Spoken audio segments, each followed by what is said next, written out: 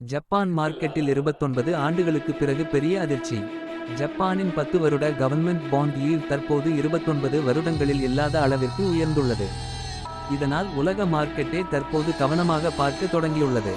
அப்படி என்ன நடந்தது? ஜப்பானின் 10 இயர் பாண்ட் ஈல்ட் தற்போது 2.545 விழுக்காடு வரை உயர்ந்துள்ளது. இது 1997க்கு பிறகு முதல் முறையாக இந்த அளவை தொட்டுள்ளது. அதே நேரத்தில் 5 வருட பாண்ட் ஈல்ட் 1.925 விழுக்காடு, 20 வருட ஈல்ட் 3.445 விழுக்காடு, 30 வருட ஈல்ட் 3.81 விழுக்காடு என்று தொடர்ந்து உயர்ந்து வருகிறது. இதன் அர்த்தம் என்ன? சாதாரணமாக பாண்ட் ஈல்ட்ஸ் உயர்வது என்றால் அந்த நாட்டின் கடன் செலவு அதிகரிக்கிறது என்பதற்கான சிக்னல். அதாவது அரசாங்கம் அதிக வட்டி கொடுத்து தான் பணம் போரோ செய்ய வேண்டிய நிலை. இப்போது மார்க்கெட் ஏன் பதற்றமாக இருக்கிறது தெரியுமா? அமெரிக்க ட்ரெஷரி செக்ரட்டரி ஸ்காட் பெசன்ட் தற்போது டோக்கியோவில் இருக்கிறார்.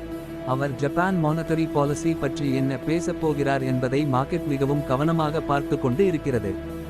ஏனென்றால் ஜப்பான் நீண்ட காலமாக லோ இன்ட்ரெஸ்ட் ரேட் பாலிசியை ஃபாலோ செய்து வந்தது. ஆனால் தற்போது யென் வேல்யூ பலவீனமாகிறது, இன்ஃப்ளேஷன் அதிகரிக்கிறது, கவர்மெண்ட் ஸ்பெண்டிங் உயரும் நிலை, இவை அனைத்தும் ஜப்பான் எகானமி மீது அழுத்தத்தை ஏற்படுத்தி வருகிறது. இதனால் பேங்க் ஆஃப் ஜப்பான் விரைவாக ரேட் ஹைக் செய்ய வேண்டிய சூழ்நிலை உருவாகலாம் என்று அனலிஸ்ட்ஸ் கூறுகிறார்கள்.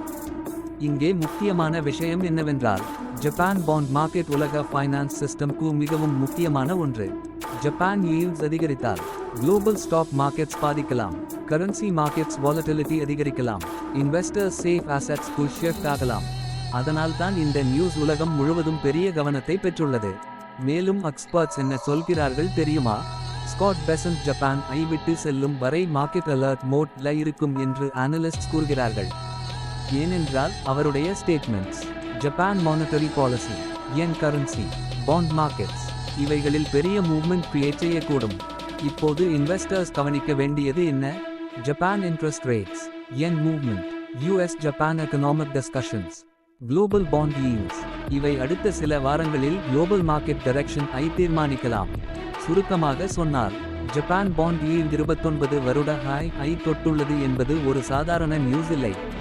இது உலக பொருளாதாரத்தில் இன்ட்ரெஸ்ட் ரேட் பிரஷர் இன்னும் முடிவடையவில்லை என்பதற்கான பெரிய சிக்னல் ஆக மார்க்கெட் பார்க்கிறது. இது stock market, gold, dollar, yen எல்லாவற்றையும் பாதிக்கக்கூடிய டெவலப்மெண்ட் ஆக மாறியுள்ளது. இது போன்ற உலக ஃபைனான்ஸ் அப்டேட்ஸ்க்கு புல் பீட் ஐ ஃபாலோ செய்யுங்கள்.